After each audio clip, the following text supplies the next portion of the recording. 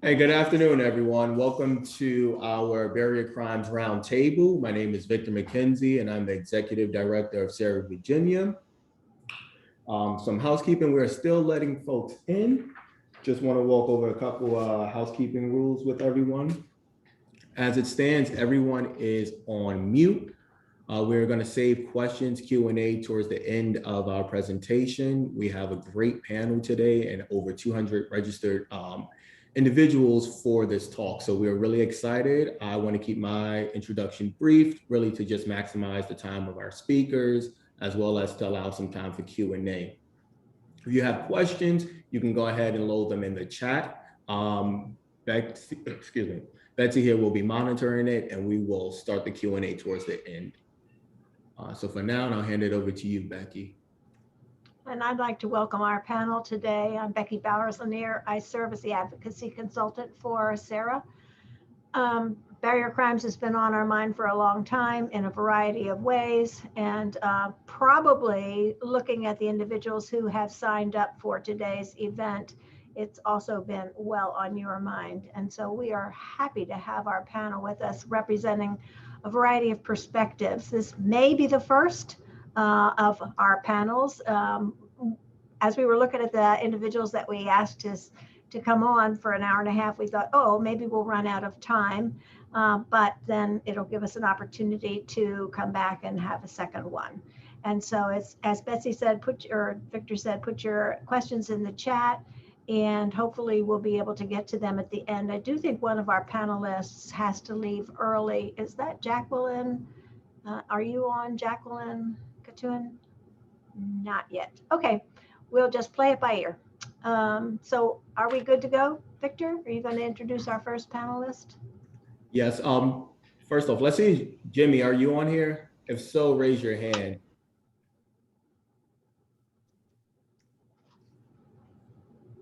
This is Becky. Is this Joe? Hey, where are you?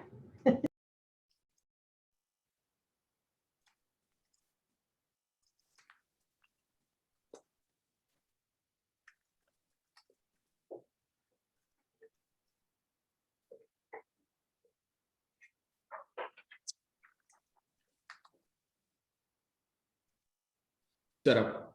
Hey, Stacy, would you mind starting us off? Sure, I can do that. Awesome. Good afternoon, everyone. My name is Stacy Pendleton. I am the Chief Human Resources Officer at the Department of Behavioral Health and Developmental Services. Very honored to be here this afternoon to speak to you all. I do oversee the background investigation unit for running the background checks on private providers. And then we do a consultation to the CSBs and to our facilities. And so I just have a couple of comments that I'd like to start out with in regards to barrier crimes and the impact that it has on the workforce across our system. Really, one of the many challenges that we have in the public safety net is the recruitment of qualified applicants, really to help us meet the growing needs of behavioral health and developmental services workforce. We're seeing that shortage across the entire system, and certainly the barrier crimes has an impact to that. Many of the individuals seeking employment had convictions that are barrier crimes that are decades old, and they continue to have an impact and not allowing people to be employed in the area that they are interested in. Many of the qualified candidates have valuable services such as lived experience or firsthand experience with mental health or substance use challenges, really which we believe would be invaluable in the provision of our services and essential to the growth of peer services. Many applicants have gone on to earn degrees, certification, licenses, and these things really would be so beneficial to the workforce. And so we're seeing that the barrier crimes really being a challenge to that. We are working to provide information to the joint subcommittee that is happening right now on barrier crimes and criminal history records check. Delegate Price, who is on here and will speak a little bit later, is the vice chair of that subcommittee. And so working with her really to kind of provide some ideas, guidance, thoughts about what we might be able to do. And some of the things that we are looking at really are there crimes that need to come off that list completely? Are there timeframes that if the General Assembly feels a certain crime needs to stay, but can we look at a time frame that maybe is 5 years, not a lifetime ban? So trying to look at how we can put something like that forward. Looking at, can we expand on a screening, appeal, waiver process, and what might that look like? And does it have to be quite as extensive as the screening process that many of you know we have, which is only for 26 crimes out of the 176 that impact our system. We already use some timeframes in some of the barriers, and so we have that precedent. And so I think we could, definitely work with those. Many of the barriers that we are seeing are from the 60s and 70s and 80s and still are following people today. And they've really, that's the one last piece that seems to be, following them forever after they have done everything else that they needed to do. There are many other states were definitely more restrictive, as you all know, than other even neighboring states or other states across the country. So we're trying to kind of look at, are there some best practices that we can go out and get to be less restrictive here? That subcommittee has asked us about tiers. So are there certain things like not looking at misdemeanors anymore and only looking at felonies? So those are some of the ideas that we can look at. Some of the other things really is every time that we have to send out a not eligible letter to our providers, we get calls and we hear the stories, and that is very difficult. And we really, right now, don't have an opportunity outside of General Assembly and groups like this really lobbying to affect change so that we can enhance the workforce. And really, there are so many cascading impacts to these barrier crimes, and we see it on a daily basis. My staff, Melinda Roberts, which many of you probably have interacted with, gets those calls every day. And so we hear those stories. And really, we just think that this is a system-wide, statewide workforce issue, and reform needs to happen that we support. And I'll stop there and let the other folks speak. Okay, thank you, Stacy. And for those who are kind of logging in and just joining us, this was Stacy Pendleton, Chief Human Resource Officer at DBHDS, just talking about what she's seeing on the ground level. Additionally, we do have Senator Bell, 13th District, Chair of the Substance Abuse Service Council, Delegate Cia Price, 95th District, Legislative Black Caucus, Joe West, who's the Executive Director at the Chesapeake Integrated Behavioral Health Care. We have Jimmy Christmas. Jimmy, if you're on there, go ahead and raise your hand. He's the CEO and Clinical Director of River City Comprehensive Counseling. We have Jacquelyn Katuin, who's the Assistant Secretary of Public Safety and Homeland Security. Jennifer Fidura, Executive Director of the Virginia Network of Private Providers. When we put this together, we really wanted a diverse group to really talk about all the initiatives that are happening. We know there are several in place.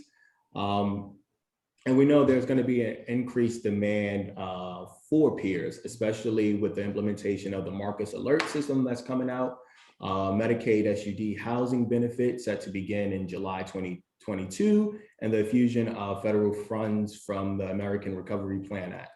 So as we mentioned earlier, this may be one of many conversations, but our goal is to really get some common themes out of it. And so with that, I'll pass it to our next speaker. Jimmy, if you're here, go ahead and raise your hand so we can give you the mic.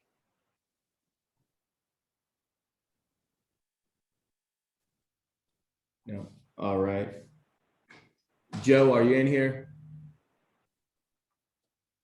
Yes, sir, I am here. I Okay. apologize for not having video. For some reason, I can't link with video today. I'm not sure why. All right, no worries. As long as we can hear you, we'll roll. So I'll give you the mic to talk a little bit about pre-screening process challenges. Yeah, I appreciate that. One of the things I wanted to, I apologize for not being able to see me because this is the first time I wore a tie in a long time.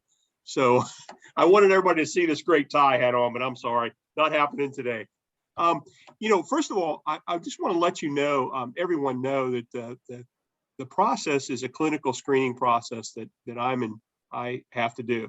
The screener's job, and it's not, I should have got up with you quick and said not a pre-screening job. It is a screener's job. It's not a pre-screening. We're not a pre to anything. You know, we're the bottom line. We have to do the best job possible to get it done and get folks working. The screener's job is to assess applicants that are determined by the Department of Behavioral Health's Background Investigation Unit to meet screening criteria. The key here is that we have to address the needs to show that the person's criminal behavior when they committed their criminal act was substantially linked to the applicant's substance use, or mental illness. Second thing we have to do is we have to show that they're successfully rehabilitated and that they're not a risk to individuals receiving services based on their criminal history backgrounds, mental health or behavioral health history. So that in itself is the easy part, I think. The part that I think we have to address today is the barrier crime issue. I don't have much of a difficulty doing an assessment for individuals who have behavioral health or substance use histories and being able to show how they're linked. The rehabilitation process is fairly clear to me. I think one of the biggest barriers we have is, first of all, the breadth of the number of crimes that we have to address. I was having a discussion with somebody just the other day about this, and you know, we can quickly agree on the crimes that are the most serious, that are directly related to harm to people, either physical or behavioral health harm, abusive things that folks have done. I think we get into the biggest issue with me when I'm doing screenings is the length of time people have to be in recovery. I think, you know, the General Assembly was well-meaning in doing this. We had to figure out a number. But, you know, I've done assessments on people that have been in recovery for 10, 15, 20 years. And to have those folks go through a screening assessment seems to be somewhat unfair. Many people have been working in the field for a number of years as well. And those people have to go through a screening assessment, and they're probably going to fairly easily have to fly through it, but they still have to go through the process. So that's one of the things that I see as a barrier. The second thing I think is where I've gotten into some confusing times, and thank God that we have the Department of Behavioral Health to help me with the Background Investigation Unit to help me figure this out, is when people come from other states. It's often very complicated because the criminal justice systems do not line up. And what might be charge X in New Jersey is not charge Y in Virginia. So that can be very complicated. The third thing I think that we need to do, and I think we've done a good job starting with the Department of Behavioral Health again, is to find more people to do screenings. Just about anybody who is an individual who is licensed in Virginia should be able to qualify to be a screener. So I think we need to do a better job at getting the word out early so that we could have more screeners involved, so that we don't have any backlog. You know, I had been doing it approved as a screener now probably for about 15 years. And, you know, there had been years going by that I'd see maybe 1 or 2 people in a year. This last year, of course, we've seen a lot more. People are interested. They have a lot of questions. And I think whatever we could do to streamline the process to get people screened and into the work environment would be helpful. One of the things I've noticed that in the last 2 years, when I've done about 5 or 6 screenings, there has been very few people who I would say no to. So I think most of the folks who are getting here to into the screening process have a good record. Anytime somebody had a question about whether or not they could be screened or not, and once I explained the criteria, most folks pretty quickly self-select out if they don't qualify. So that's been real helpful as well to do that. I've worked with Mark, and I think whenever we do our peer training classes, I think it's real important for people to be able to get a screening before they get involved in the peer training process. Right now, you have to be employed in order to qualify for a screening. And that's sort of like putting the cart before the horse, I think. You should be able to get a screening before you're employed so that you could walk into an employer and say, I have the screening done, where I am qualified to do this and I can get the job. What's happened many times is because there are fewer screeners and the process is fairly lengthy. It takes a long time for people to go through the process. And as an employer, I'd rather get somebody in as quick as I can get them in and have them pre-qualified rather than having to go through a screening process after a job has been offered. So those are some of the things right off the top of my head that I can tell you that are things that we might need to work on. Being able to screen prior to employment is really important. Educating folks about the process ahead of time before they get involved with peer training, because we don't want them to go through the peer training if they're never going to be able to qualify. Third, making sure that we have some criteria in terms of time that we might be able to get folks in, grandfathered in, if you will. So that's it. Okay, thank you. You're welcome. I think that was probably the most in-depth explanation of the screening process that I've had. And that makes a lot of sense. Appreciate you for pointing out those 3 points. I think that really helps point out conversation a little bit later on, but getting people thinking about ways to really get moving on this. All right, so next up, I want to hand it to Jacquelyn, as she does have to leave a little bit earlier. So we'll take a few minutes after Jacquelyn presents for Q&A specifically for her topic. For everyone else, continue to drop your questions in the chat, and at the end of the last presentation, we'll go ahead and tackle those. Jacquelyn, is on you. Thanks so much, Victor. Really appreciate you guys accommodating me in my meetings today. So I'm here to talk about the ceiling bill that passed this General Assembly session. It was a really large bill, so I'm going to take a couple minutes just to kind of walk through the basics of it, and then I'm going to talk a little bit about how that relates or doesn't relate to this barrier crimes conversation. So, not sure how many of you are familiar with the bill. Can I just do like a little show of hands of like who knows a little bit about the ceiling bill that passed? Okay, cool. Senator Bell knows. Great. Awesome. Well, I will just go ahead and give you guys a high-level overview then. So Delegate Herring and Senator Thurville carried this bill in the past session.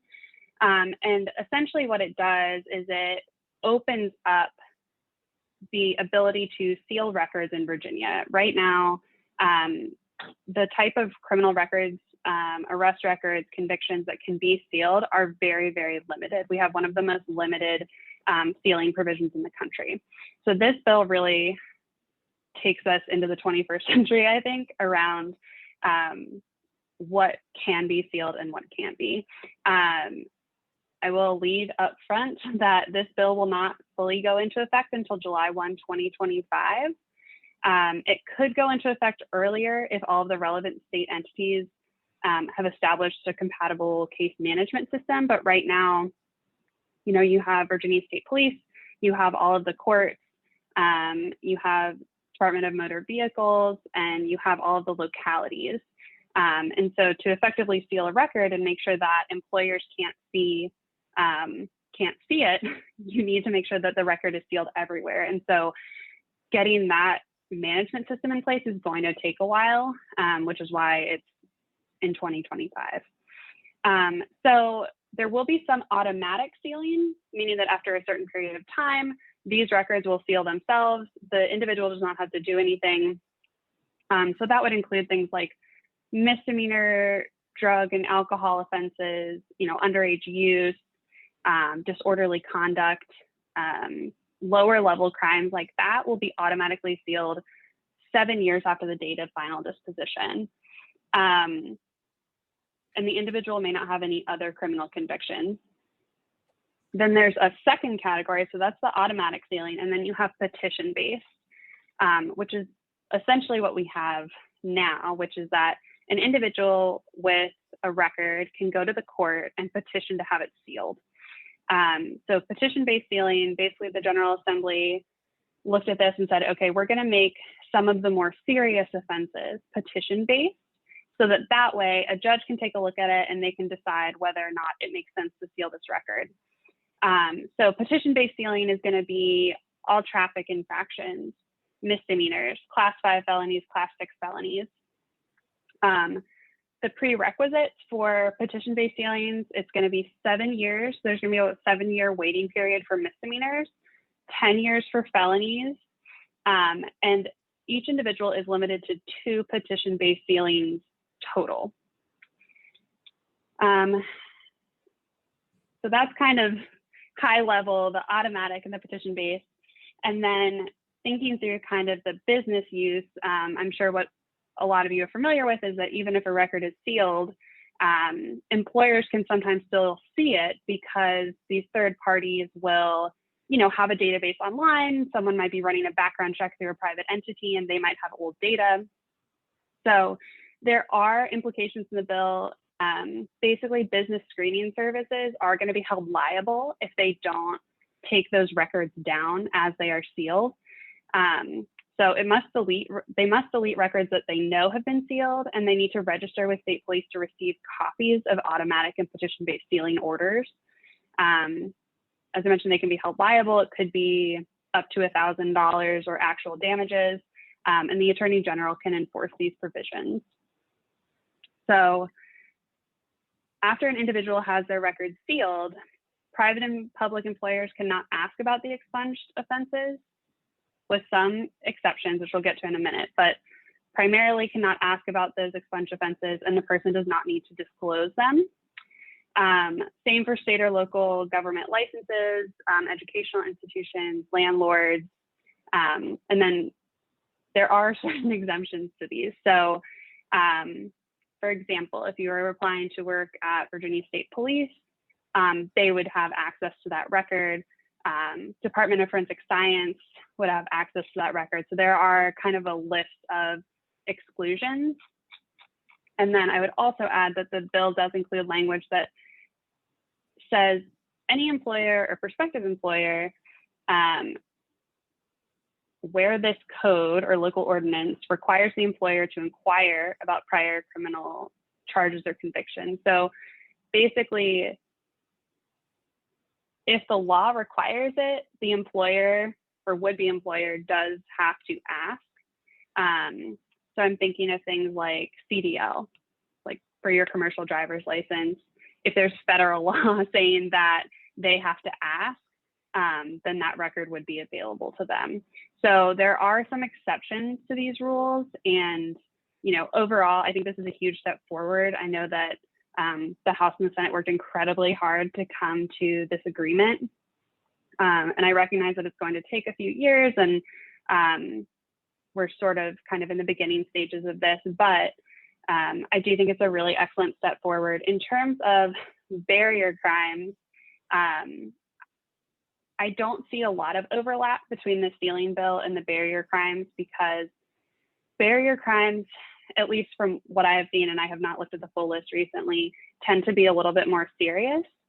And the more serious the offense, the more likely that the record would either need to be petition-based sealing or might not be eligible for sealing at all.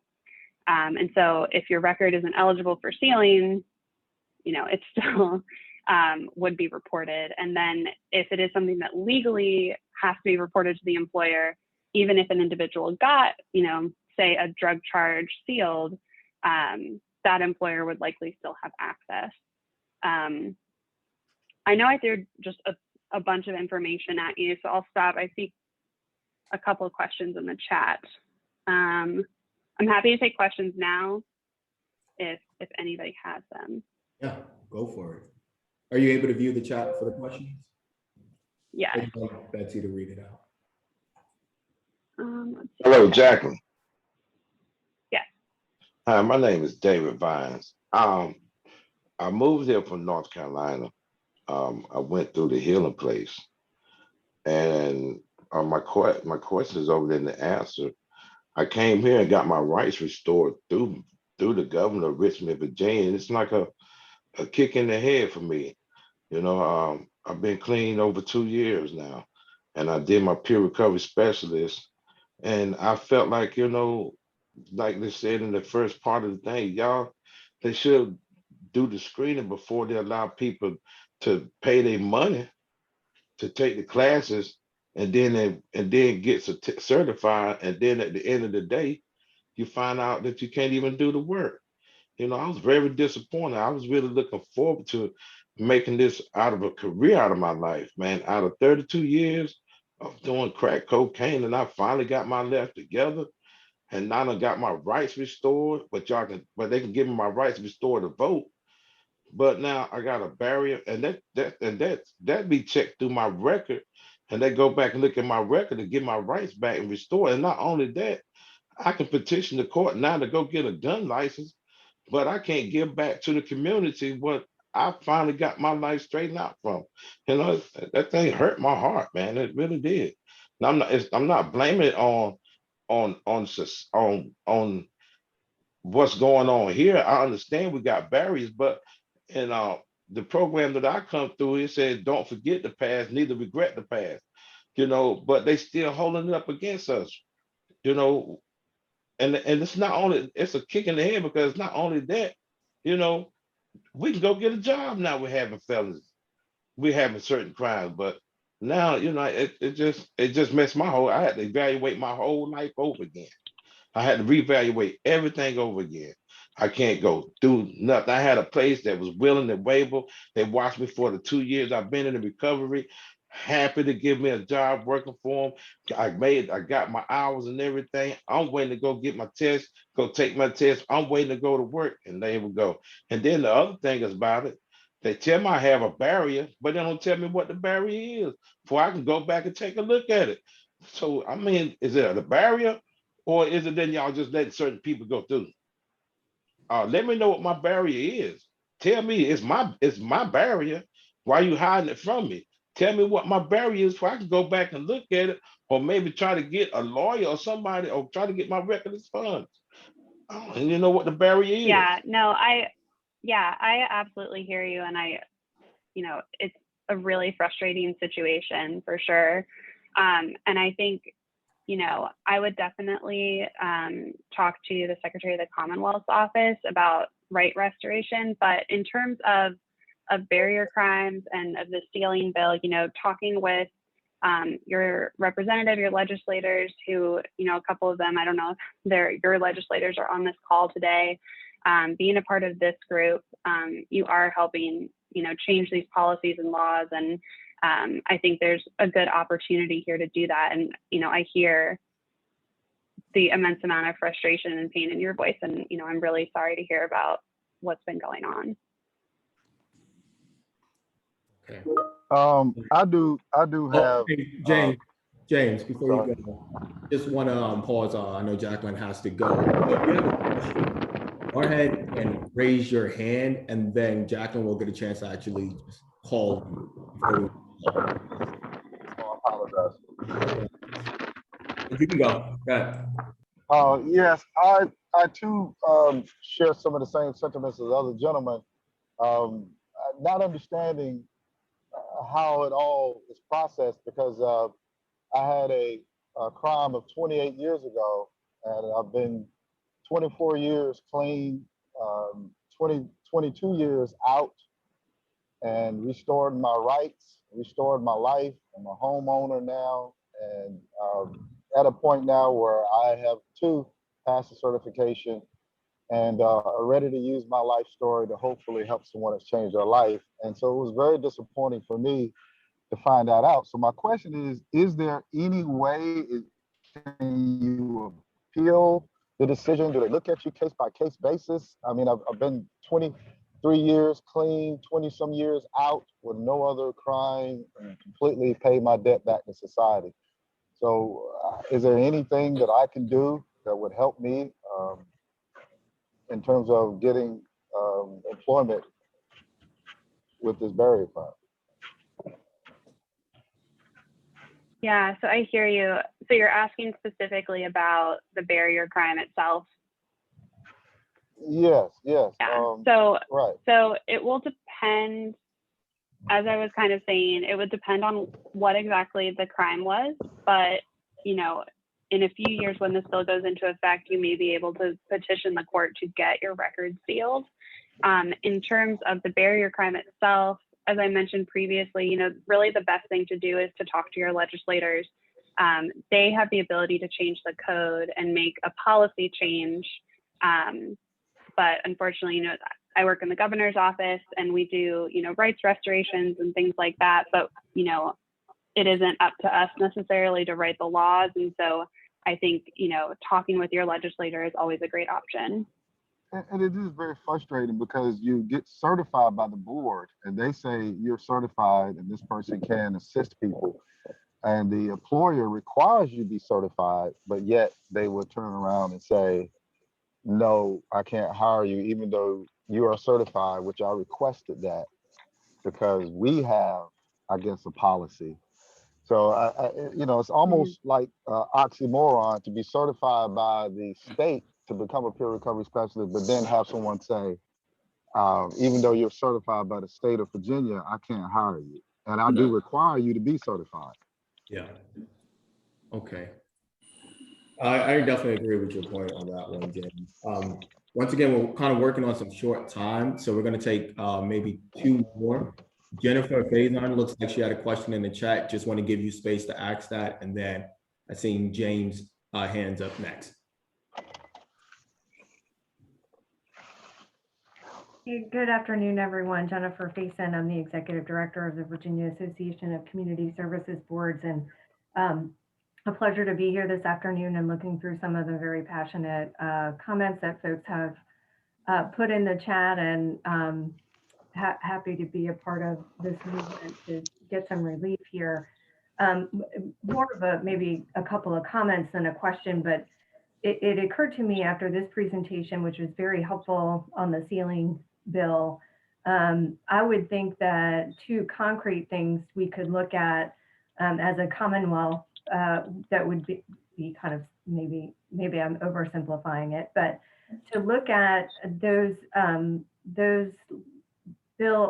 crimes that would be automatically sealed according to the ceiling bill and bump them up against the barrier crimes. I know, Jacquelyn, you said that they probably don't match up all that well, but it would be a good first step to look and just see how they line up. And then anything that would be sealed automatically after a period of time, you might then just consider removing from the barrier crimes list altogether, or aligning the time frame, which would cause it to automatically expire off of the barrier crimes list. So that's like a, you know, kind of an easy first step. And then for those that you could petition to have sealed, perhaps we could look at those crimes and say, well, if you can petition to have it sealed, then certainly you should be eligible to be screened for it. And see, and compare that to the list of crimes for which you could be screened, the exceptions list, essentially. And just see how those 2 categories line up, and if they don't, then get them in line. And I just wanted to throw that out there as very kind of modest first steps based on the ceiling bill. Of course, the VACSB would support going further than that, but you know, concrete steps are important. Yeah, I certainly hear that. And, I think if you want to take a look at the bills, it's Herring's HB 2113 and Cerevel's SB 1339. If you want to take a look at some of those lists. Yeah, I wasn't suggesting you do it yourself, Jacquelyn. I was more thinking that this is something that the group could look at and undertake as a follow-on from this very important discussion that we're having. Thank you. Can y'all put that in the message? Yes. Yep. And we will send a follow-up wrap-up of this conversation with some questions that we didn't get to. We'll reach out to the speakers and hopefully get some answers to those and send them back, as well as a recap. So with that, I'm going to give it to James to ask one more last question of Jacquelyn, and then we'll return to the speakers. James. Hey, thanks for having me, everybody. James Spray, peer recovery specialist out here in Hampton, Virginia. Obviously we're in Virginia, but no, I just want to caveat to James and David kind of what they said. I will say it's very demoralizing, and it actually does have a tendency to seem to affect recovery for a lot of those that have, some time underneath their belt, and they're working the program, and they're working an honest program. They're trying to do the best they can to be able to get, these certifications, to be able to share their experience, strength, and hope. We promote that, and that's so powerful to be able to utilize those tools to be able to help those find recovery. And that's something that we all believe in. That's why we're here. Well, if I'm sharing my experience, strength, and hope, and part of that strength is the fact that I got in trouble with the law and I messed myself up, and now I'm trying to give back to the community to show that, hey, I learned from this process, and maybe I can implement a little bit of maybe my experience and my pain into someone else's ideas. And if they buy into it, that gives them an open door to be able to ask that question, right? Like, how do I achieve sobriety, or how do I go to the next level? Well, moving on from that, long story long, I was a patient at the Veteran Affairs Administration at Hampton, Virginia for over a year. I got blown up real bad in Afghanistan. I got hit with an RPG-7 while I was on foot patrol. I had to learn how to walk again for almost 2 years.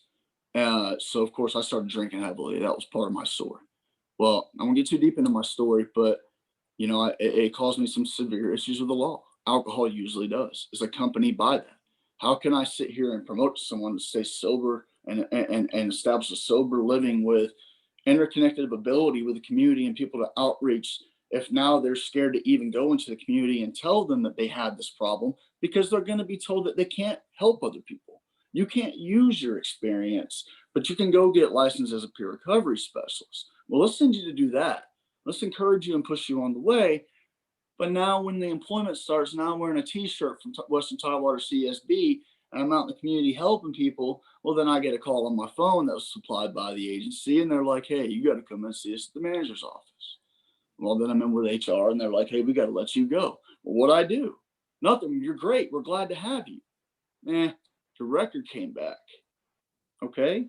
So let me ask the question now, moving on to the panel and to those that have a little bit of power in this ability to eliminate barrier crimes, because it's essentially what the email even said that this was. I gotta say, when I went into DOD and when I was doing things for the Department of Defense, there's always an ability to get a waiver for everything. And this is federal level. Okay. This is federal level. There's a way for someone to write off on your documentation to sign off that their, verification code and their name and their rank or whatever is going to be held accountable to them signing off and vetting you to be able to do certain things in the military. That's even with top secret security clearances. I was getting information that was Homeland Security stuff. How did I get that? But I can't work in a peer recovery fashion and help other people find recovery through my experience, strength, and hope. That's very demoralizing. That's all I got. Thank you for letting me share that. And I hope that helps. Thank you for letting me be here today. Yeah, no, I really appreciate hearing your story. And I do want to say thank you so much for your service. My dad was in the military as well. And I know what a sacrifice that is. So really appreciate that. And, we certainly hear this. I hear the frustration and pain. I hope that we can, hold some space here today. And I think talking to some of the legislators, I know some great folks are following me, Delegate Price and Senator Bell, will be happy to kind of expand on some of their thoughts on this issue. And, we hear you. So I do have to hop off. I really appreciate everybody's time. Victor, if there are specific follow-up questions, I think you have my email. Yeah. Or Becky does. But really appreciate everyone taking the time to listen. If you have questions, please don't hesitate to reach out. Yeah. Thank you so much, Jacquelyn. We really do appreciate your time, and thank you, James, for sharing. If you have any questions specifically based on what Jacquelyn has shared, email us and just say, for Jacquelyn, and we will pass that on and hopefully get some answers for you. All right. Thank you, Jacquelyn. All right. Next up, Jimmy, you can unmute yourself. We have Jimmy Christmas, CEO and Clinical Director of River City Comprehensive Counseling.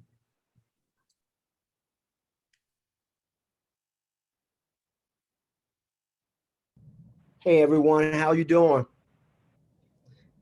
Can you hear me? I'm doing well. Yeah, everybody's Sounds like a lively discussion. This is a lively discussion. So it's really, I'm gonna keep it really brief, right? So there's this, all of us have this level of being aware and everything. And there's this mixed piece that I've experienced since I've been in the field. I've been in the field since 1994. And even the recovery peer movement was starting to have some movement at that part. It was mostly around mental health consumers. I was working for Henrico Mental Health, who I really love that organization. They were really cutting edge. But what I found was that there was this discrepancy in what people believed could be a good thing and what actually happened. So this is the first time in years that I've come out as being a person in long-term recovery, because the people who seem to be champions for it behind closed doors actually did things that were contrary to it. And in little private conversations, we would hear those snippets that felt very oppressive and directed toward people who identified themselves in being in long-term recovery. I've been in long-term recovery since 1992, and I've been a professional social worker since 1994 and licensed since 2002. I remember when the barrier crime bills came into existence. Mark and I don't know if Mark wasn't even a director of SAARA then. Where are you, Mark? And we were championing it then. What happened for me in 1999 is that I was grandfathered because I had already been working in licensed programs before then. But here's the kicker. I saw someone posted that individuals should go ahead and get their background checks prior to applying for a job so they would already know whether or not they have a barrier crime or not. Who really can understand this complex nature of the charges and everything that comes on a background investigation? And oftentimes, we just don't know. And most of us still don't understand what the barrier crimes really say, because it's so much legalese. I have a master's degree and I run a company with over 100 people. And I've been doing this for years, and I sit on almost every board, and I still don't understand what they're really saying. And from what me coming on this a little bit later, what my peers and colleagues are saying, really nothing has changed since 1999, which is a shame.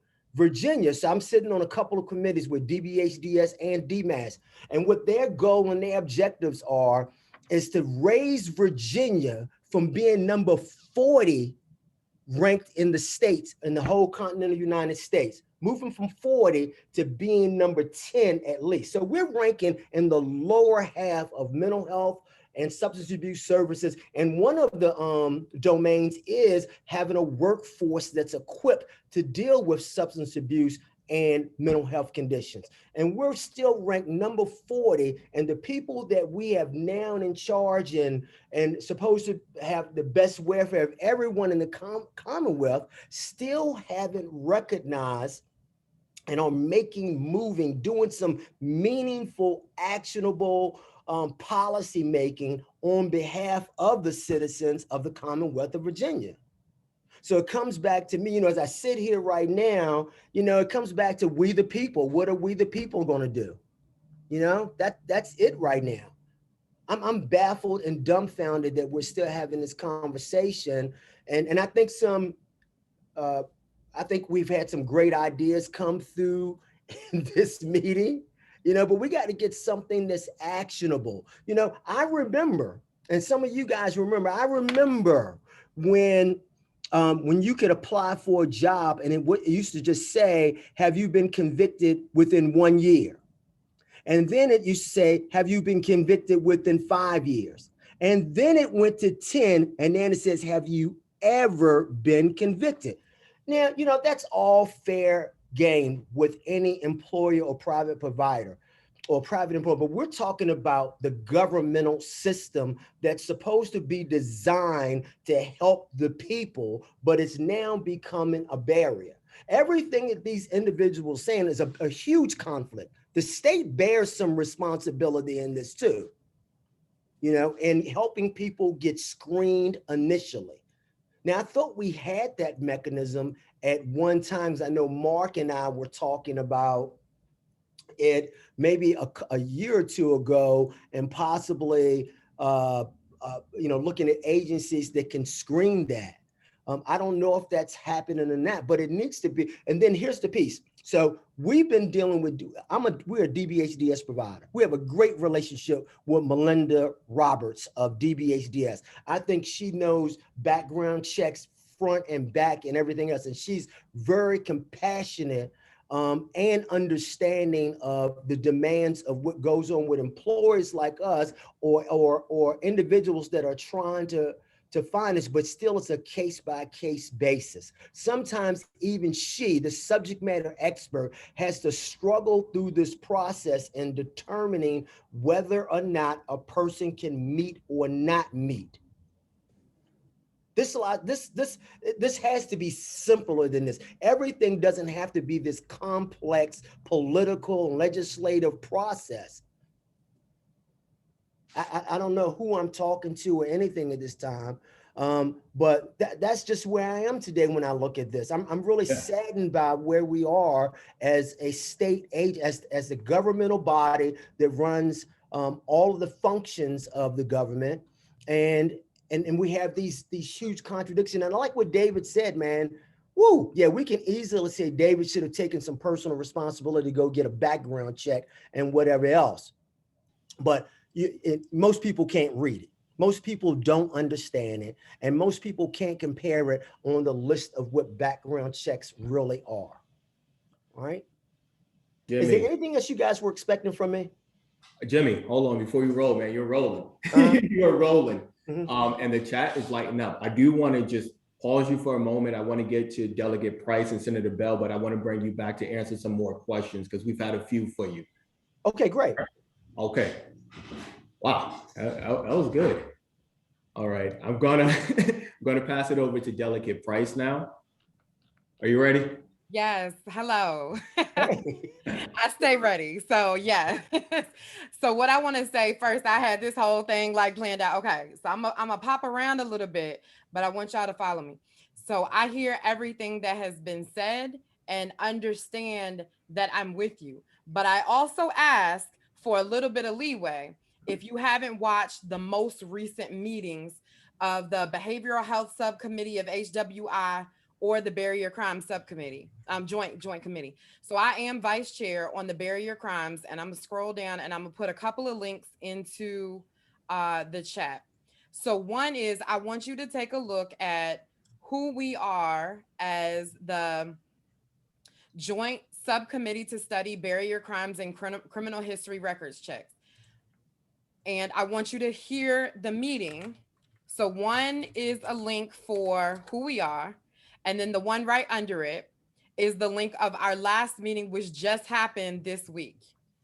We got a breakdown of, and this is for everybody. Like, if you have interest in barrier crimes, watch that. And the reason why I want you to watch it is, tell us, are we on the right path or not? Because what has been absent are the voices of the lived experience. So we hear them behind closed doors.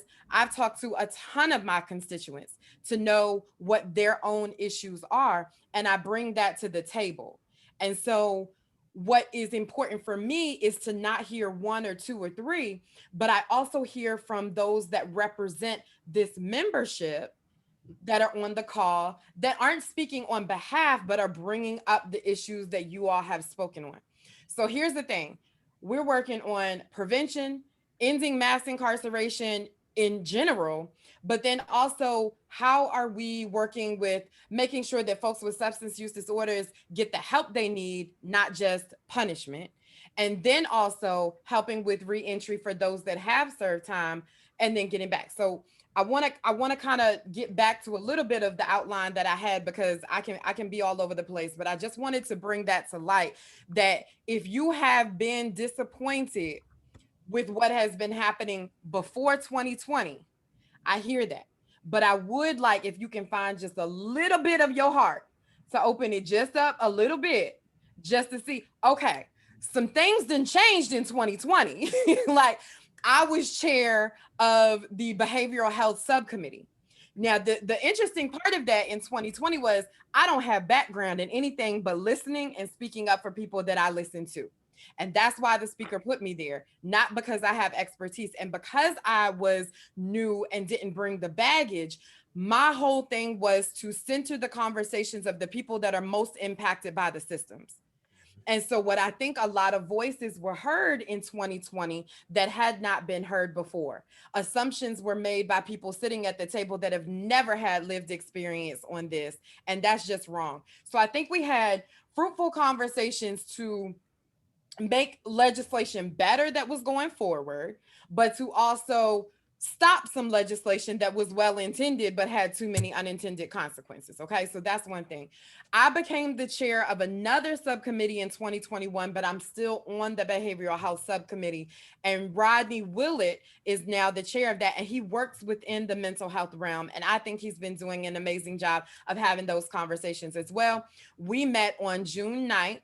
I'm going to drop another link so that you can watch this as well. So if you go to this third link, and then you have to go to the calendar and click on June 9th, we're the only meeting up there. You can click on that, and then you can hear the conversation that has happened. And again, you can tell us, are we on the right track or are we not? There were a lot of presentations from the departments about what we need to be doing. I also serve on the Deeds Commission, and that resolution is coming to an end, and that's going to end, expire December 1st, 2021. But in the 2021 session, we passed a bill. Senator Deeds had Senate Bill 1273 that established a permanent behavioral health subcommittee. And I was just appointed to that. So when I tell you I'm in the fight, but I'm in the fight in a humble way, in a way that I know I don't have all the answers, and that's why I come to listen. But I do want to share a couple of things. And if you look at that, it kind of tells you what the subcommittee is supposed to do. One of the things is to make recommendations on how to make the system better. Obviously, what we've heard today is that the system is failing a large group of people. Give me 1 second. There's a truck going by. Okay. So then we move to, I'll give you a couple of examples of how well-intentioned things may not have hit the most of the mark, right? So in 2017, we worked on a bill that allowed for the registration of peer recovery specialists and QMHPs by the Board of Counseling, right? Great step. 2019, we established the registration of people that were being trained to be QMHPs that were still in that supervised training to be designated if they're working with adults, children, or still in training. Great. 2021, I I had a resolution that when we talk about, racial disparities within mental health services, I'm hearing anecdotally that a lot of the people that are African American and Korean that are doing services within their community, the MCOs were not negotiating new contracts with them. They were being terminated, right? And so that's now because of something that I've been doing, being investigated by the Oversight Subcommittee of the Appropriations, so we can keep an eye on that. Then we also created a work group to see if we can collect data to see where the criminal justice system and behavioral health is overlapping, where it should not, because behavioral health is separate from punishment, right? So all of that is being done. But now in listening and learning, when we say we got to fix the workforce issue, that's the work that we have to do on the barrier crimes. And so registrations and certifications and infrastructure are great, but only to the extent that good people can apply and get the jobs. I am hearing you on that. The work that we are doing in the last conversation, we were talking about the fact that Virginia goes above and beyond what the feds define as needed for barrier crimes. So Virginia has taken that and run with it, and we have more than what is required. And I think I heard that we have more than any other state. So now, as was said earlier, we're looking at, well, how do we undo that? How do we move to matching what the feds say? We have to at least match what the feds say. We can't undo federal law. And looking at recidivism rates, because before, when there were obstacles to this conversation, everybody's like, well, it's not safe. But if the recidivism data shows that after you come out, after you paid your fees and fines, get a job, get secure housing, get healthcare, and actually get back into society without all of these extra obstacles, the recidivism rate goes down, then what are we even talking about? So we need to debunk that myth with the actual data, right? And so then moving forward, we're looking at even one of them was that you have to pay your fees and fines before you can get employment. So now we're talking about, but wait, you need a job in order to pay your fees and fines. So how can we take that off the table? So I just want to give you a little bit of the flavor for where we're coming from, while also understanding that it does not encompass all of the lived experiences and the frustrations that are coming to this conversation. And that's why we need to hear from you.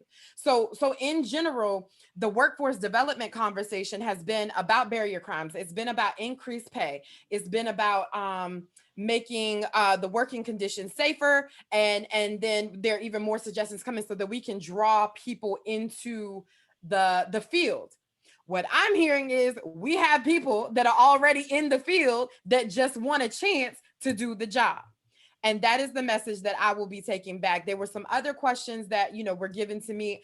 I don't feel like a lot of that is even pertinent to the conversation right now, because what I want to do is then move, how can you advocate for yourself? And that's what I want to talk about. And then I'll close. We were totally virtual on the House side for 2020. We were in person. we came home 2 days before everything shut down. 2021, we were completely virtual, which allowed for us to establish a public comment portal and a public comment mechanism for you to be live in the meetings on the Zoom. We are going back in person for special session. I do not know the rules just yet as to how the public is, because we're still figuring this out. Those chairs are very close to each other. So we're still trying to figure out COVID safe and all of that. But what I do know is that folks have said we need a hybrid model for when we go back into regular session in 2022 to allow for people that can't just take off all day and go to Richmond to be able to still have that input. And we've heard that loud and clear. We are hopeful to have both in-person and online public comment. But what is so important, that from my estimation, is telling your story in order to say, I am a human being and I am going through this. I'm not just one of those statistics. James, I heard you. You're telling us about how several systems have let you down, right? And so now it's upon me to make sure that those systems are talking, from federal, state, and local, and that the 3 branches of government are talking to see what can be done in that as well. But if you can't tell the story, then I can't help bring the human element to it. And then it's just charts and graphs and things. And so what I would be asking for real, and I'm not even kidding, keep up with our meetings. come every single meeting we have for the joint subcommittee and for the behavioral health subcommittee. We have public comment. And I just do want to let you know that the folks from Vocal and some of the other organizations that are coming at it from that perspective have really done a great job, but they need help. We need help hearing from more people. So I'm gonna stop there. I have more, thoughts and things, but I came to really listen, but just to find at least a little bit more, view everything that I'm saying with suspicion. Make me prove myself, right? I get all of that. But I'm just saying we need some help in bringing that human element to the conversation where you can say, I've been clean, just like I heard, what was it, David? Just like I heard, somebody else was, I've been clean. And let me tell you what I've been doing for other people. I want to do it in this way. And there's no reason why I shouldn't. And then you'll watch it work. Watch us work. But I do need help in being the voice up there because some folks have a place of privilege that have never had to encounter some of the things that you have. And we have to break that down in order for them to see, but we represent you too. Delegate Price. Thank you, Delegate Price. Go ahead. Delegate Price, this is Becky. And one of the participants asked you to repeat again the joint committee and what committee when you went through the committees in the beginning. So the links that I put in, the first set of links it's the joint subcommittee on barrier crimes and criminal background checks. And then the second link that I put in where you go to the calendar and you click on June 9th, that is the behavioral health subcommittee of the House Health, Welfare, and Institutions Committee. So one meets in the interim, the joint subcommittee, that's delegates and senators together. And then the other one meets usually while we're in session, but we've been able to have online meetings in the in-between. Thanks. Okay, thank you. Wow, I couldn't agree more. There is no shortage of stories. And I think, collectively, we have to find a better way to get that to our legislators. And I think that's where, SAARA especially can come in with our ability to really convey those messages and help get folks comfortable telling their stories, which there's no shortage of that right now. And the impact of really putting that, really humanizing, we have to change hearts before you change minds. So we'll put down on what Delegate Price mentioned in the chat, as well as at the end, we'll send some follow-up resources on how to get connected with your legislators, as well as legislators who sit on the various joint subcommittees and the other committee that was mentioned. Okay, so with that, I want to give it to Senator Bell to talk a little bit about his work, as well as the work of the Substance Abuse Service Council. And then we will go to Jennifer Fidura and we'll wrap up quickly so that way we can kind of open it up to some more Q&A. Senator Bell. Thank you very much, Victor. First, let me say I agree with everything my friend Cia Price just said, and I'm applauding. This is, we need to go in a different direction. And this past year, I was elected as the chair of the Substance Abuse Substance Abuse Services Council in Virginia. Victor serves on that with me. And what we found, and I don't say this to offend anybody, but I'm just going to lay the cards out and keep it real. This body wasn't very active. There weren't many outcomes of it. And frankly, this is a crisis we have today. We need to make it action oriented. For me, this is deeply personal. I lost a son about 2 years ago to an opioid overdose. And my calling is to do anything and everything we can to make sure anybody anywhere in Virginia has a shot at recovery, and money won't be an obstacle. And at recovery, we need to make sure that they then have a chance to go out and get a job. And frankly, we need each one of you who shared your stories to be our peer recovery specialists, desperately. This is what we're doing right now and what we've been doing. It doesn't make any sense. But I can tell you the old saying is there's a new sheriff in town. And there is a new sheriff in town. And what Cia is doing, and I think the work that I'm doing with this commission and the work that so many others are doing, we're taking steps in a whole different direction. the bottom line is many of the things we have now go back to the 70s on the books and even before that. And a lot of these laws were really based on this era of 3 strikes, you're out. And it was also looking at, we're going to punish addiction and we're not going to treat the root cause. That just doesn't work. It doesn't work. It's ineffective and it loses lives. You know, the vision that we have at the Substance Abuse Council is that anybody, anywhere in Virginia, if they want to get in recovery, they can go call 911, go to the nearest fire department, wherever they're at. If they have drugs on them, they'll be taken, no charges will be filed, they'll be disposed of, and they'll go door to door to treatment, and it won't cost them a dime. And, you know, I think that vision is going to come true because we have, right now, I'm going to go fight for some funding for COVID. And I've got a few friends like Delegate Lamont Bagby who's helping me do that. We want to put some money into VAR, so we have places for people to go all over Virginia. And then we're going to have some pretty big things coming in the future. We've got, we passed marijuana legalization. That's going to take a couple of years, but 25% of the revenue is going to go to addiction treatment. That, based on what has happened in other states, we think could be $25 million a year. That's a game changer, an absolute game changer. Money should not be a barrier for anyone. It should be taken off the table. The other thing we've got, I saw the comment, 50%, hell, I'm gonna go with 100% of the revenue going to addiction treatment. But 25 is what I could get past. I had to take what I could get. So we got 25. The other good story is we've legalized casino gambling. A percentage of that revenue is gonna go to addiction treatment as well. So these are gonna be 2 pretty significant long-term funding streams. So what we need to do, and I'm advocating for now, is not just money for treatment, but also money for peer specialist training, money for more Narcan, money to be, we need to be the overdose mapping network. All of Virginia is not there. We have no stats on many parts of Virginia. This is a problem. You know, how can we track something if we don't even know what's happening? The worst thing we can have happen today is someone to get a Narcan dose for an overdose, and then they just walk right out. Treating and streeting is they're gonna go use again, absolutely. So that's the worst thing we could possibly do. So these are things we need to do and really put money towards moving in a different direction.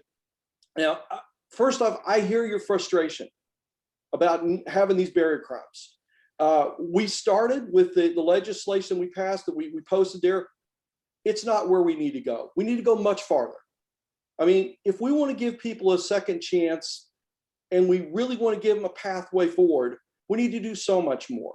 We need to make sure they can get a driver's license. We need to take away the fines because frankly, community service should count for that. We need to take away the things that keep people from doing what they need to do to recover and really to give back, not only helping their recovery, but really the vital service and their knowledge to help others. We need that fire that burns within to share that. That's absolutely what we need.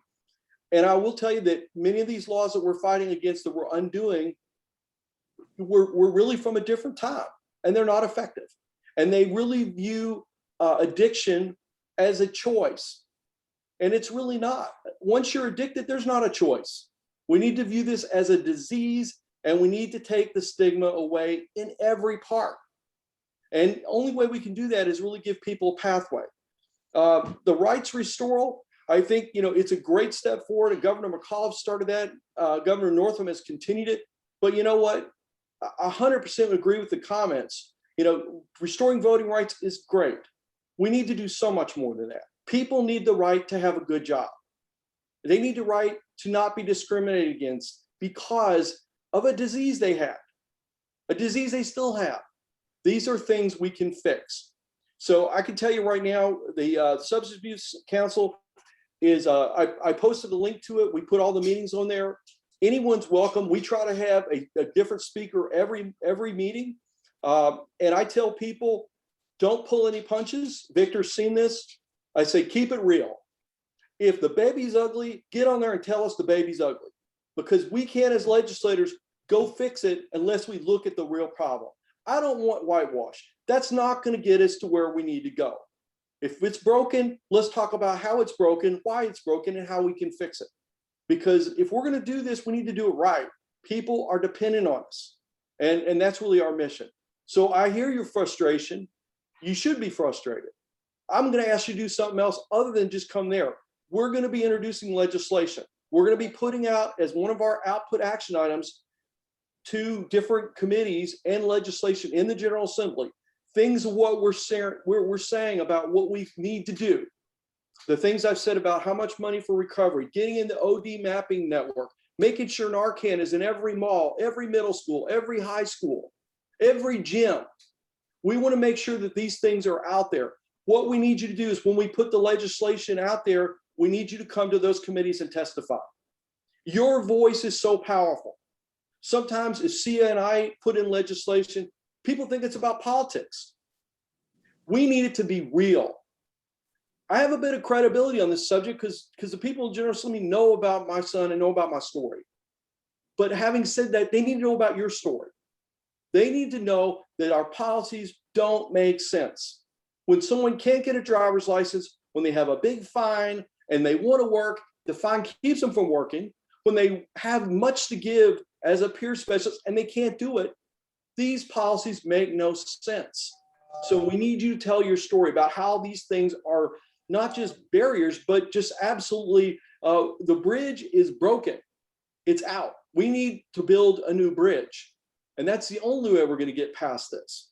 And frankly, if we look at the state we're in today, addiction's gotten way worse during COVID.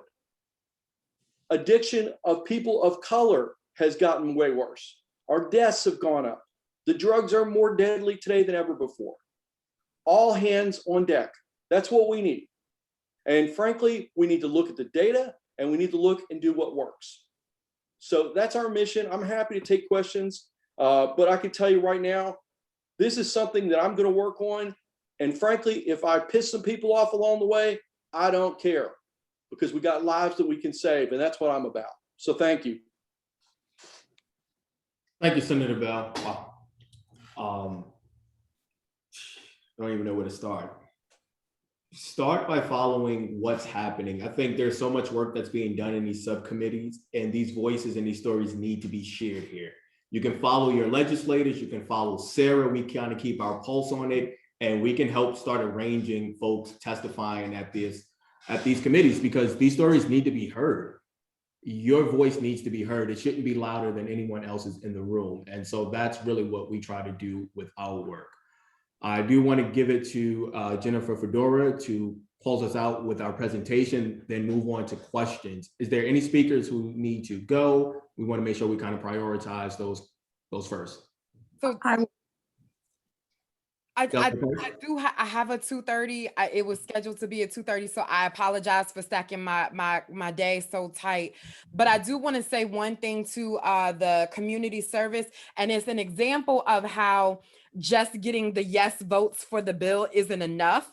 We got to follow the implementation as well. So I carried a bill that got passed, and it added one word. So before it was the community service before and after incarceration counted towards your fees and fines. We put in the word during, and then we also redefined what community service looked like. So working with nonprofits and not just out of the workshops, and cutting grass, but like literally working with addiction issues and things within the community counted. Now that is legal. What we are seeing in the implementation is that the person that's standing before the judge has to ask for it.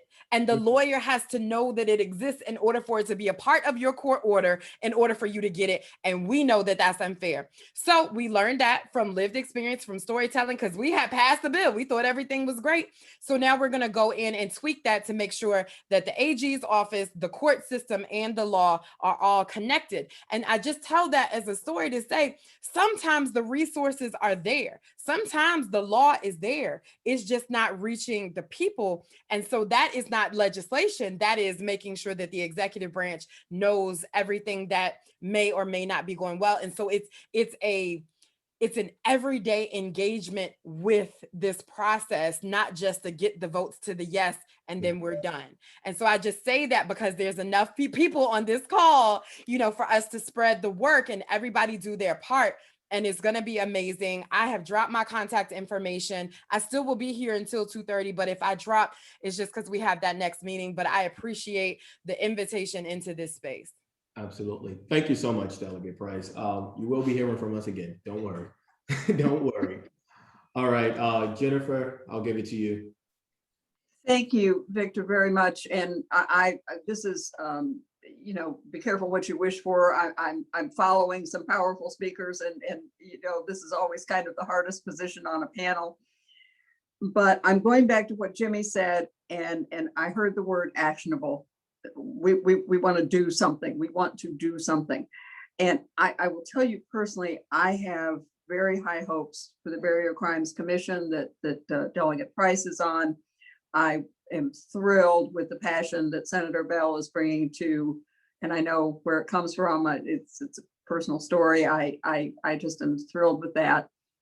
But I want to bring to this group an idea that I think it comes from my way too many years fighting the barrier crimes fight at the General Assembly. I've been in these wars. I've lost these wars. I can't tell you how bloody I have become occasionally from all this.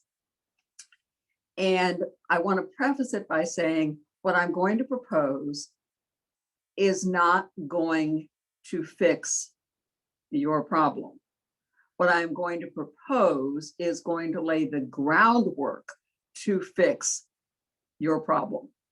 So we're laying groundwork. This is not a solution to the fact that there are barrier crimes on the books that peers can't get past, you can't be employed, any of that. This is not a solution, but it will lay the groundwork for that. Here's the story. Every single bill that includes the provision for checking barrier crimes for employment in a Department of Behavioral Health licensed program, whether it's a CSB or it's a private program, doesn't matter, either one. Every single one of those pieces of code references DBHDS licensed programs, including those programs for persons with developmental disabilities and for children. So every time we broach the possibility of, we need this exception, we think this is not a fair barrier for a peer, that we think this is not appropriate for someone who's 10 years recovered, in recovery. We don't, I mean, we throw those words out, we get all the logic and all the support, and you all come and testify if you can. And somewhere in the discussion, suddenly the specter rises up, and please don't take this personally, that someone who once years ago committed some crime may end up working in a program for persons with developmental disabilities. I mean, it comes out of the blue, and it just suddenly explodes. I'm not in any fashion saying that many of those crimes should be gone entirely. I absolutely should be gone entirely.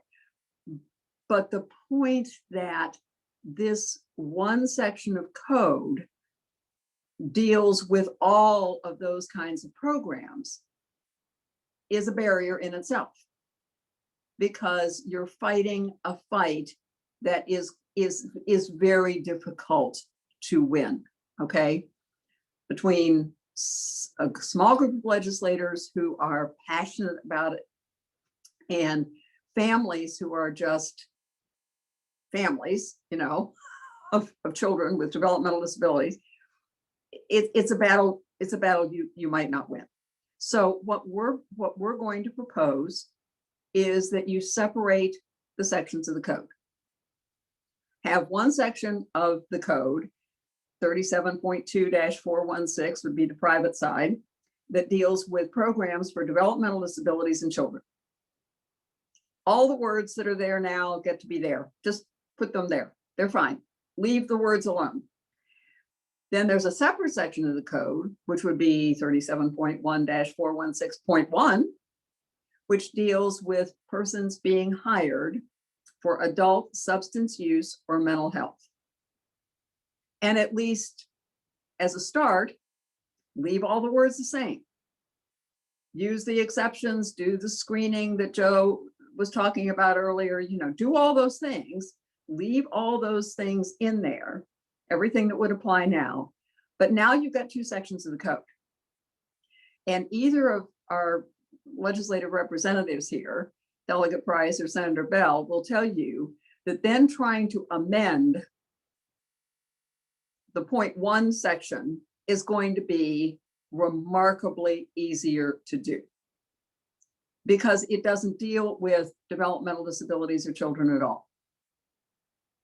Now, I think in the end, we also need to fix that problem because it's a workforce issue. I will tell you that the members of the Virginia Network of Private Providers who are providing services for developmental disabilities are just crying for workforce. And there are many people out there who would be superb in those roles who have a barrier. And I think that has to be fixed too, but it's a different issue. It's a different conversation. It's a different topic. It is not your story. Your story, the story that James told, those stories are different stories. And that it is confounded by the fact that we've got one section of code, which yes, theoretically is separated out, but it's a very complicated section of code. So that's going to be our proposal this year. I got my board, I had a board meeting earlier today and they approved my going forward with it. So, we will be going forward with that as the idea. And, I think bottom line is that may be at least an actionable step in the right direction that will make life easier going forward. Because then the good work of the Barrier Crimes Commission can go forward, and it can go forward on both sides of the house, the developmental disability side and the behavioral health side, but it'll be easier to separate it out. So that's what I wanted to bring to the conversation. And I'm seeing Delegate Price nod her head. She probably knows that I'm going to be looking for a patron for this idea at some point, and but this is this is a step, and it's from long wars with the General Assembly, bloodied many times on barrier crimes. So I think maybe that's an additional thing we can do in addition to the good work that Delegate Price and Senator Bell are doing. So that's my story. Thank you very much for letting me be part of your group. It's been fascinating, and I'm excited to be part of this discussion. So thank you. Absolutely. Thank you, Jennifer. And I think what you proposed, it's definitely rooted in experience. And so I'd like to talk to you more about that as well. Victor, if I could just say, I think thanks, Jennifer, for her long work on some of these things that have helped people. But I will say I fully support this. It's a smart approach. Mm-hmm. I know that we all want progress and we want it yesterday. And I'm very impatient myself. But sometimes I think we have to strategically look at how we can advance the cause. And if we can win one battle now, it doesn't mean we give up the other, but let's take the win and move forward. And sometimes the legislative process, you have to look at it like that, because sometimes you have to, ultimately it comes down to counting votes. And if you count the votes and I can do this, then you better do it. And I'll tell you, the marijuana bill this past year, was it perfect? Absolutely not. Lots of things many of us had issues with. But we had a chance to do something then that moved the ball down the field significantly. So I voted for it, knowing that we can always come back and tweak it. Yeah. So I think dividing it is good, because there are we look at the past, we could see where these things have failed over and over and over again. And I can tell you, barrier crimes, there's a lot to learn there because we've had many, many unsuccessful attempts, and we really need to try different approaches. Well, Senator Bell, I'd also probably be looking for a Senate patron. So, you know, you may be getting an email soon. Happy to join the fight, especially if Cia's on the other side. Absolutely. Well, I've just accomplished a great deal today. I've lined up 2 patrons for an idea, and you know, here we go.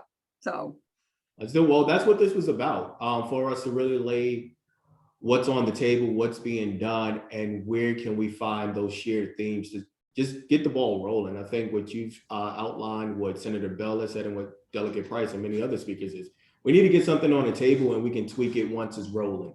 But it is important that we get some movement on this.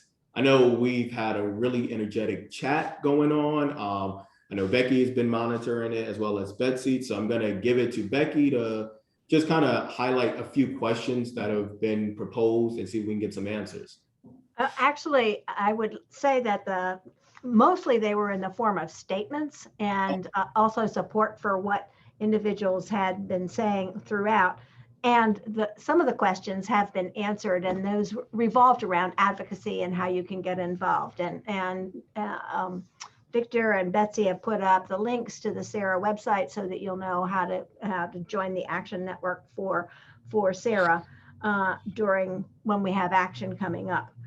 Now is a good time, though, to be talking with your legislators. I will say that, because when they're not in session, they have time to listen. Like, see, the Delegate Price has been here and Senator Bell have been here for an hour and a half. You wouldn't get them for an hour and a half when the legislature is in session, but you can get them today.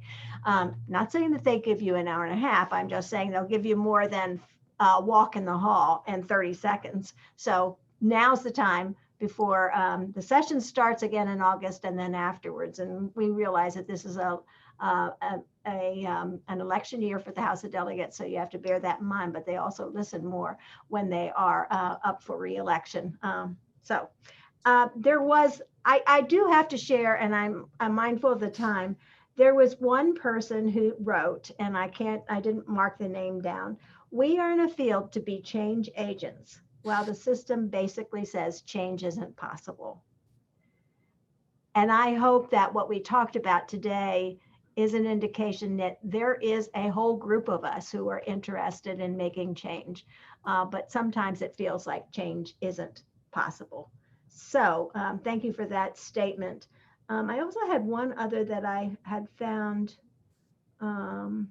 Maybe that was the one that I wanted to highlight.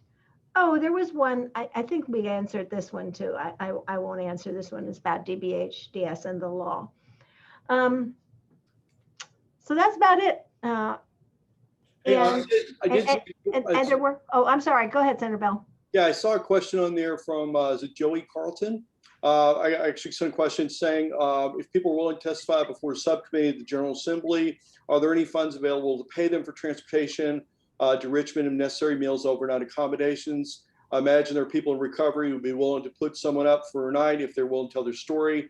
What I can tell you is there isn't funds allocated specifically to that. However, we can make it work. I mean, most of the time, if you come and testify, I will tell you, you kind of got to be ready to move quickly, because sometimes things move quickly. And when we get, we can kind of get a little bit of a heads up when it's going to be at a committee, but pretty much we have to kind of have everything set in advance. But most of us have a good enough network across Virginia. We can get somebody back and forth and find a way to take care of you. So if you're willing to come, we can do everything we can to make that accommodation for you. And I've got people that will give you a place to stay if needed, a safe place for those in recovery, et cetera.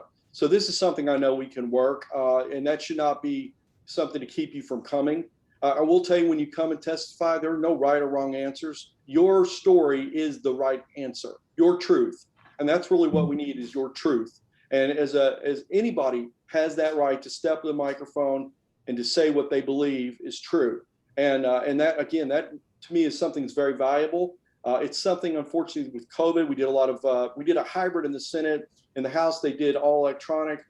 I really sorely missed being in the room with people for that testimony and that interaction and dialogue. We need that. It makes better legislation, and I'm really excited to get back to that. Thanks. I just want to say thank you. And I could easily line up people who would be willing to come, and maybe even on short notice if they knew how they were going to pay to get there and where they were going to stay. And maybe even a little heads up on how long they're likely to testify, and maybe parts of their story that they should emphasize for this particular legislation. One just volunteered. Miss Denise Yap said she'd be willing to testify. Yeah, you know, the other thing we might want to consider is even having a little forum down there, reception. A lot of times people get a conference room in the General Assembly building and then talk about a subject and have people maybe even tell a story and get legislators from the various committees where these bills will be heard to come and interact. And often I've seen those be very effective. So it sort of primes the well, so to speak, prior to the committee. So I also, my day job, I'm an organizer in my day job. So I have to say something. So I also think that there should be a central place that everyone that is interested goes to. And so Victor, if you all are gonna serve as that, I really encourage you, if you are not on all of the lists that he just put in and that the tech team is putting in, because the other part is, instead of getting 10 rooms and being 1,000 people split in 10 ways, you're 1,000 people with one common shared goal, and that will always be better. And so if it's advocacy training on, what will it look like, or what will they ask me, or how long will I have? Any of us as legislators can come in and do that once we know what this hybrid system is going to look like in January. We should know that over the summer. So by late summer, early fall, we're having advocacy trainings. And so right now, you can feel free, email your legislator, let them know that this is on your radar, watch the meetings and send us feedback on the meetings. But before you have a large group descend on Richmond, just take the time to learn a few things and it'll go just a little bit smoother. And Senator Bell and I can definitely serve as liaisons on that front. We also have some of our other colleagues that are really good at that. But I do advocacy training for my day job. So I just want to put that out there, and then that way you hone in on all of this raw energy and you can channel it into that same thing. Absolutely. Yeah, absolutely. Thank you so much. And that's what we look for SAARA to do, is to really help organize and put out the resources. We're going to do some advocacy training over the summer. I saw Jennifer Faison jump in with the VACSB, a good partner of ours. We are looking to really organize and amplify our voice and push forward. So please sign up. I know Betsy has dropped a few links, sign up for us. And as things start to take shape over the summer, we will send out all the information and keep everyone up to date on what's going on. One of Jimmy Christmas, you had asked about finding information on the ways to get to know when the commissions are meeting, et cetera, and we need to get that information out to you. It is available on the web. Thank you so much. Sure. So say we will spend the next couple of days kind of just scanning through the chat. We'll make the recording or some version of it available. We'll scan through the chat to make sure we've got all the questions answered. We'll pull out any contact information. We'll send a follow-up. We will be in touch. And if there is anything that we didn't get a chance to, feel free to email us at that communications@saara.org, or just sign up and we'll get the ball rolling. I want to thank all the speakers today for taking their time. I want to thank everyone for taking the time to roll with us, sharing those stories. I think we really found some community in that chat, and we really want to harness that as we move forward with one collective voice. So with that, we are at 2:35. I appreciate everyone's time. Just be on the lookout for our next set of emails. Have a good afternoon. Thank you, Victor. Where can we send more questions?